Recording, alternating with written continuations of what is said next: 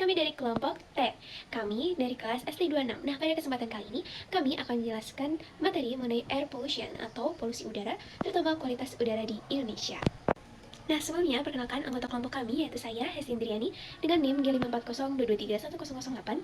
Yang kedua ada Berliana Destari Hermansyah dengan NIM G14012310555. Selanjutnya ada Faiza Farhanisa dengan NIM F240123149. Dan yang terakhir ada Beta Catur Octaviano dengan NIM G74012311073. Nah, apa aja sih yang bakal kita bahas pada kesempatan kali ini? Yang pertama, yaitu kami akan membahas tentang isu-isu atau berita tentang polusi udara yang ada di Indonesia. Yang kedua, yaitu pembahasan mengenai polusi udara dan hal-hal mengenai polusi udara. Yang ketiga, inovasi penanganan polusi udara. Dan yang keempat adalah kesimpulan dan penutup. Nah, teman-teman udah tahu belum sih polusi udara itu apa? Kita cek video berikut ini yuk. Monster polusi udara di kotamu. Mereka sangat kecil, keluar dari asap kendaraan bermotor, dari pembakaran PLTU batubara, dari kegiatan konstruksi, dari pembakaran terbuka seperti membakar sampah, dari debu jalan raya, hingga sumber lainnya. Kau buatkan kotamu seolah bisa dikabut. Padahal, itu polusi udara. Ada solusinya. Yuk, menanam pohon atau berkebun, aktif gunakan transportasi umum massal, atau bersepeda dan berjalan kaki. Di rumah, hematlah listrik. Kenapa sih polusi udara itu bisa terjadi? Ada banyak hal. Beberapa contohnya adalah yang pertama pembakaran bahan bakar fosil. Bahan bakar fosil memancarkan gas berbahaya seperti sulfur dioksida dan karbon monoksida ke udara. Salah satu penyebab polusi udara terbesar adalah sulfur dioksida yang dipancarkan melalui pembakaran bahan bakar fosil seperti batu bara, minyak bumi untuk energi di pembangkit listrik dan bahan bakar industri lainnya. Yang kedua, pabrik dan industri. Emisi gas dan bahan kimia berbahaya ke udara akibat meningkatnya kegiatan industri. Contohnya perusahaan manufaktur mengeluarkan sejumlah besar karbon monoksida, hidrokarbon, senyawa organik, dan bahan kimia ke udara, yang dimana menurunkan kualitas udara. Yang ketiga, sumber daya domestik.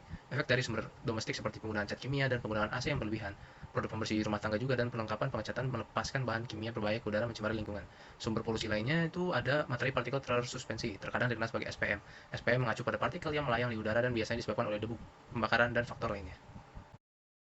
Seperti yang kita ketahui bahwa konsep fotosintesis menyerap karbon dioksida atau CO2 dari udara dan mengubahnya menjadi oksigen. Nah, bagaimana jika fungsi itu kita lakukan di rumah? Salah satu inovasinya adalah dengan memasang tirai alga.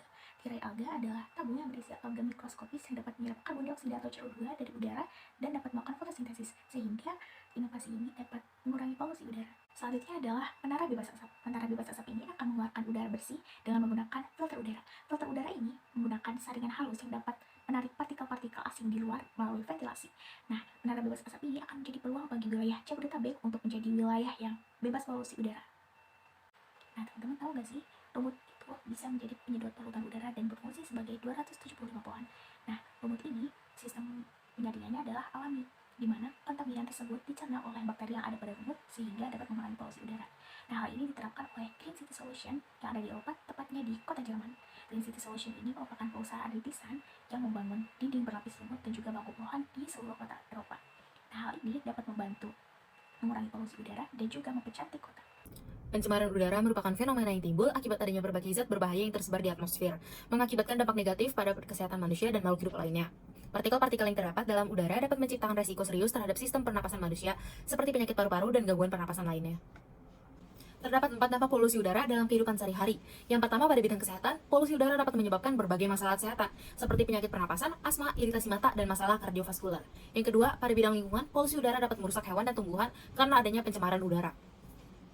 Yang ketiga, pada bidang iklim, polusi udara dapat meningkatkan efek rumah kaca yang menyebabkan pemanasan global dan mengakibatkan perubahan cuaca ekstrim serta naiknya permukaan air laut. Yang keempat, pada bidang ekonomi, polusi udara dapat menyebabkan kerusakan lingkungan yang dapat menghancurkan sektor pertanian dan mempengaruhi sumber daya alam. Dan pada akhirnya, merugikan ekonomi lokal dan global. Secara substansial, dapat disimpulkan bahwa polusi udara merupakan permasalahan multidimensi dengan dampak serius terhadap kesehatan manusia, keberlanjutan lingkungan, dan perubahan iklim.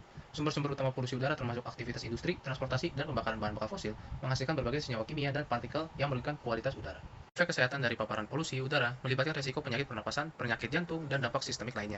Selain itu, polusi udara juga berkontribusi terhadap perubahan iklim melalui emisi gas rumah kaca dan dapat menimbulkan efek langsung terhadap ekosistem, biodiversitas, dan kualitas sumber daya alam. Penanganan polusi udara memerlukan pendekatan holistik yang melibatkan kebijakan pemerintah, inovasi teknologi, dan perubahan perilaku masyarakat.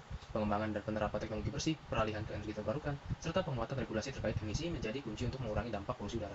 Kesadaran masyarakat tentang pentingnya kelestarian kualitas udara dan partisipasi aktif dalam praktik berkelanjutan juga merupakan elemen kritis dalam merespons tantangan ini secara efektif.